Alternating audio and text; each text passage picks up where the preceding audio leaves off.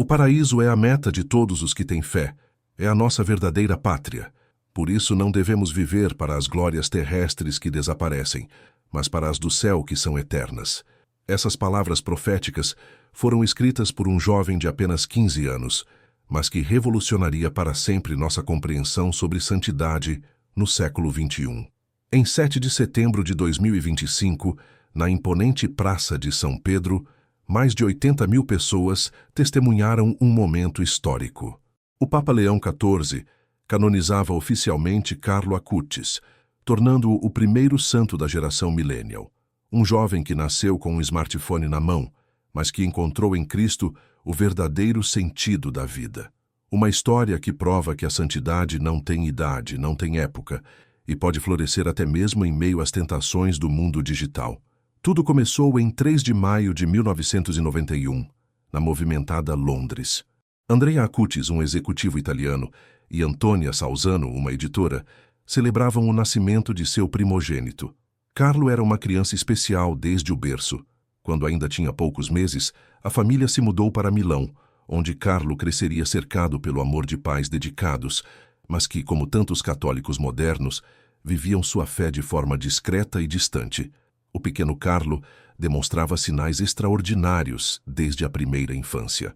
Aos 3 anos, já mostrava uma devoção inexplicável pela Eucaristia. Quando passava em frente às igrejas durante os passeios com os pais, insistia para entrar e permanecer em silêncio diante do Santíssimo Sacramento. Sua mãe, Antônia, relembra que o filho parecia compreender algo que ela própria ainda não havia descoberto sobre a presença real de Cristo na Eucaristia. Aos 4 anos, Carlo fez um pedido inusitado. Queria receber a primeira comunhão. Naquela época, as crianças só comungavam aos 7 ou 8 anos, mas a persistência e a maturidade espiritual do menino eram tão evidentes que os pais conseguiram uma autorização especial. Em outubro de 1998, aos 7 anos, Carlo finalmente recebeu Jesus pela primeira vez. Foi um momento transformador. A partir daquele dia, nunca mais faltou à missa diária. Ele dizia que a Eucaristia era sua autoestrada para o céu. Na escola, Carlo se destacava não apenas pela inteligência, mas pela bondade.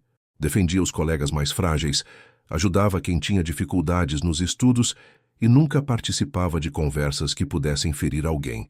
Quando seus amigos faziam bullying com os mais tímidos, Carlo intervinha com firmeza, mas sempre com doçura. Ele costumava dizer que cada ato de caridade era uma oração em ação. O jovem milanês nasceu na era digital.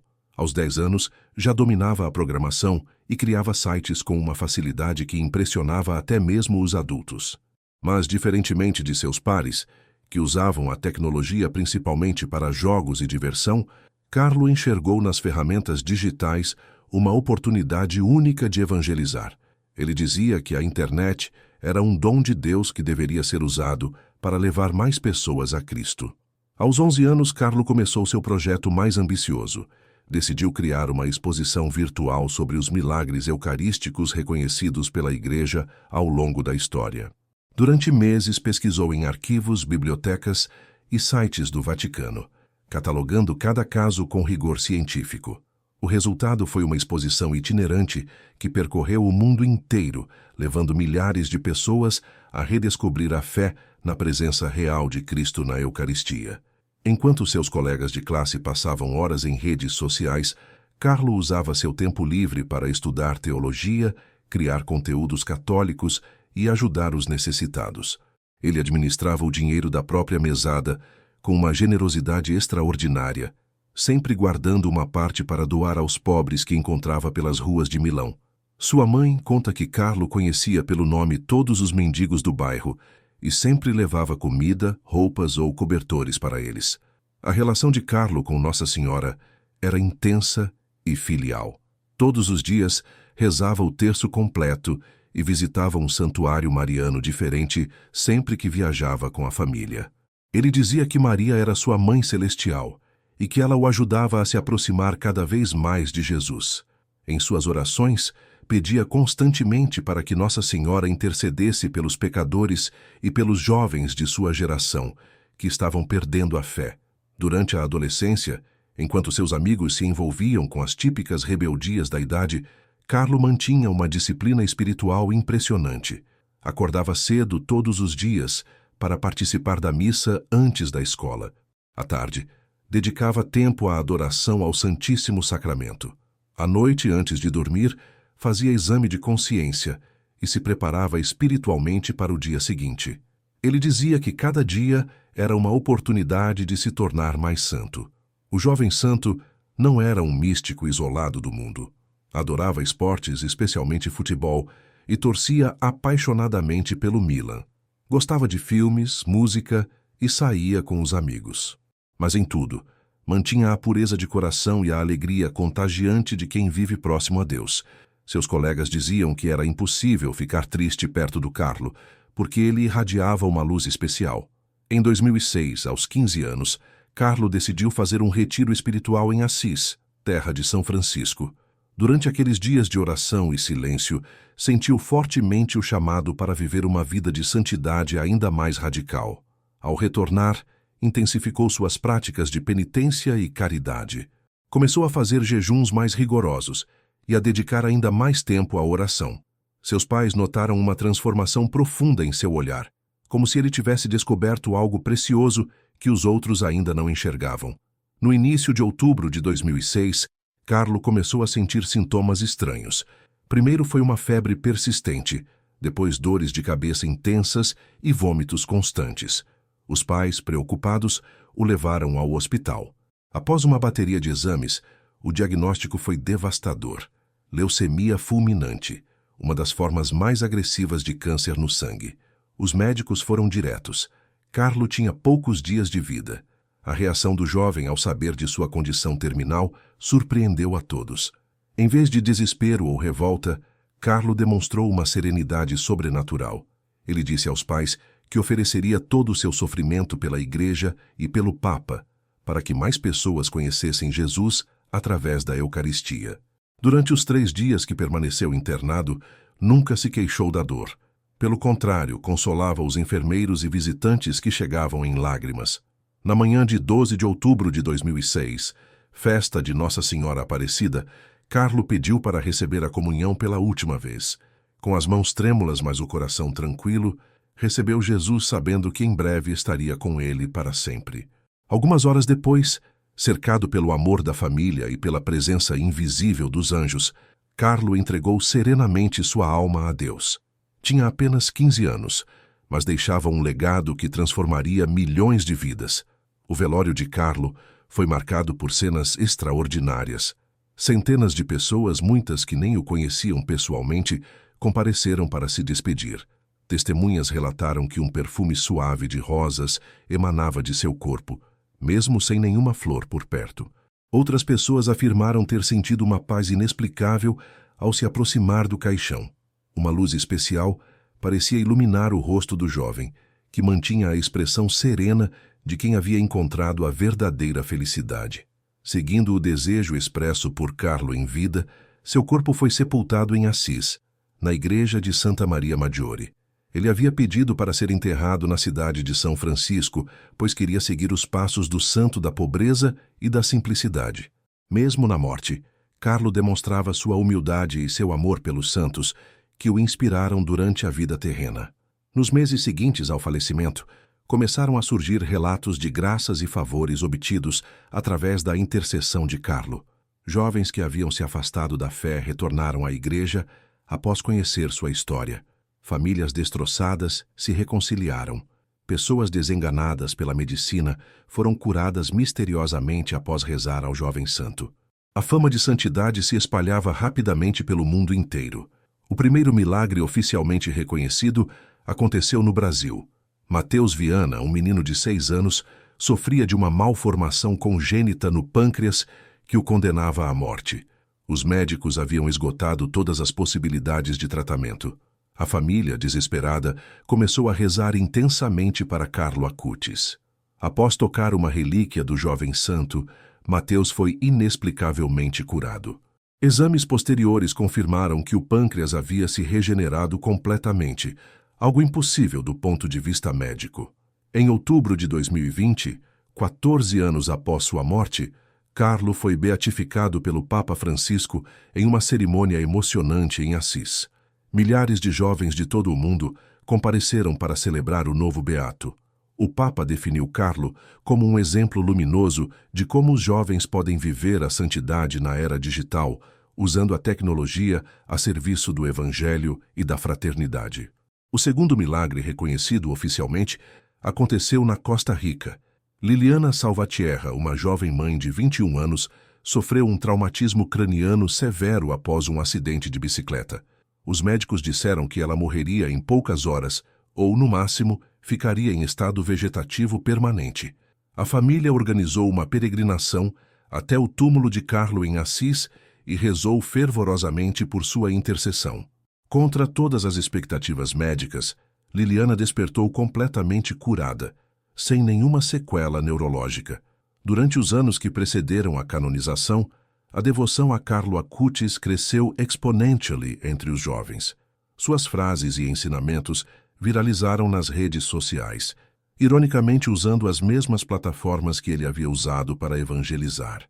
Páginas dedicadas ao jovem santo acumularam milhões de seguidores, e sua exposição sobre milagres eucarísticos continuou percorrendo o mundo, agora também em formato digital.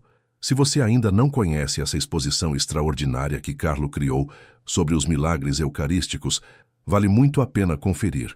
O link está aqui na descrição do vídeo e garanto que sua fé na presença real de Jesus na Eucaristia será transformada para sempre. A Igreja reconheceu em Carlo um modelo perfeito de santidade para o século XXI. Ele provou que é possível viver uma vida profundamente cristã sem se isolar do mundo moderno. Pelo contrário, utilizou todas as ferramentas de sua época para aproximar as pessoas de Deus. Era um jovem normal que se tornou extraordinário através da oração, da Eucaristia e da caridade concreta. O processo de canonização de Carlo foi um dos mais rápidos da história da Igreja. Em apenas 19 anos, ele passou de falecimento à canonização, um recorde que demonstra o reconhecimento unânime de sua santidade. Especialistas em direito canônico afirmam que a rapidez do processo se deve à clareza dos milagres, à abundância de testemunhas e à evidente santidade de vida do jovem. Durante a cerimônia de canonização em 7 de setembro de 2025, o Papa Leão XIV definiu Carlo como o padroeiro dos jovens da era digital.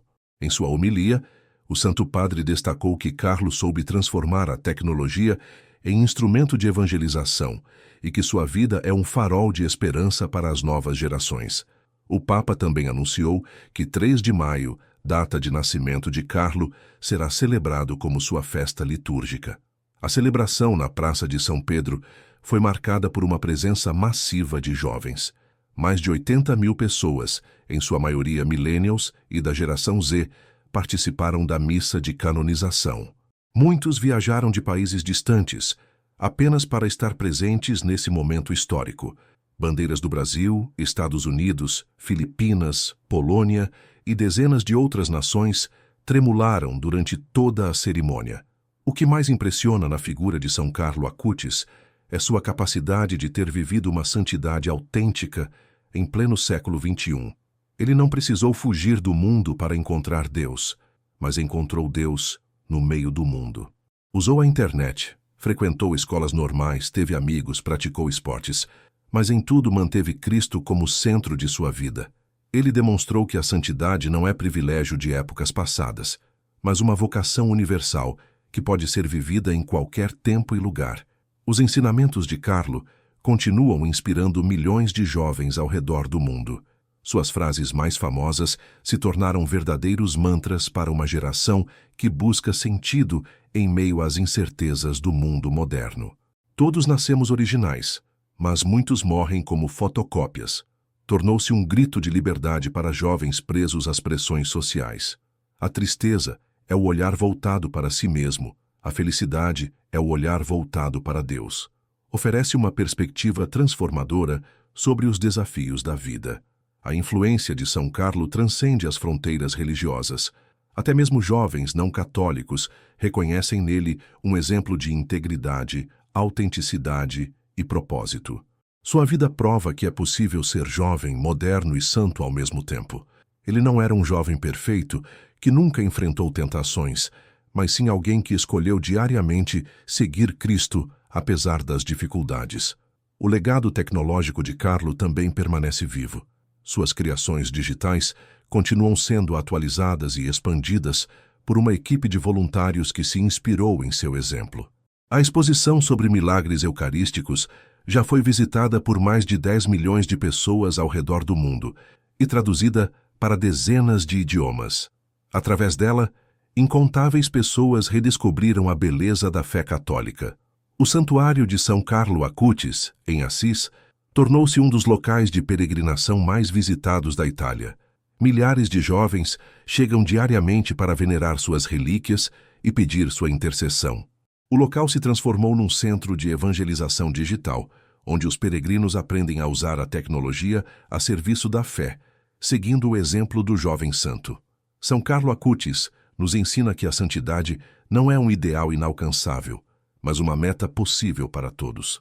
Ele viveu apenas 15 anos, mas cada dia foi intensamente dedicado a Deus e ao próximo. Sua vida prova que não precisamos de muito tempo para deixar uma marca profunda no mundo. Basta viver cada momento com amor autêntico e propósito verdadeiro. Durante sua curta vida, Carlo repetia constantemente que a santidade não é um privilégio para poucos, mas uma vocação para todos. Ele acreditava que cada pessoa, independentemente de sua idade ou condição social, poderia se tornar santa através de pequenos atos de amor cotidiano. Essa convicção o levava a enxergar cada encontro, cada conversa, cada gesto como uma oportunidade de testemunhar Cristo. O primeiro santo millennial nos deixa uma herança preciosa, a certeza de que Deus continua chamando jovens para a santidade em plena era digital.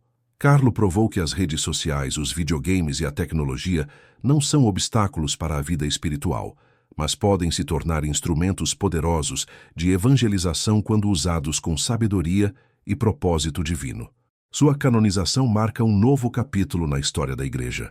Pela primeira vez, um santo viveu completamente imerso na cultura digital, conheceu a internet desde criança e usou as ferramentas modernas para aproximar pessoas de Deus. Isso demonstra que a Igreja reconhece a importância de dialogar com as novas gerações, usando sua própria linguagem e seus próprios meios de comunicação. E você, como jovem deste século XXI, o que pensa sobre o exemplo de São Carlo Acutis?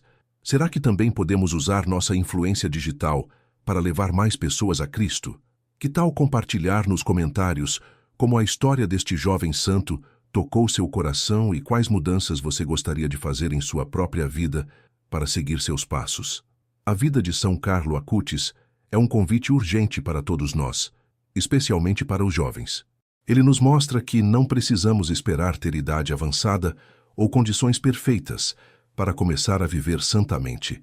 A santidade começa hoje, com pequenas decisões, pequenos sacrifícios e grande amor. Que seu exemplo continue inspirando gerações, até que Cristo volte em glória. São Carlo Acutis, primeiro santo da geração millennial, rogai por nós.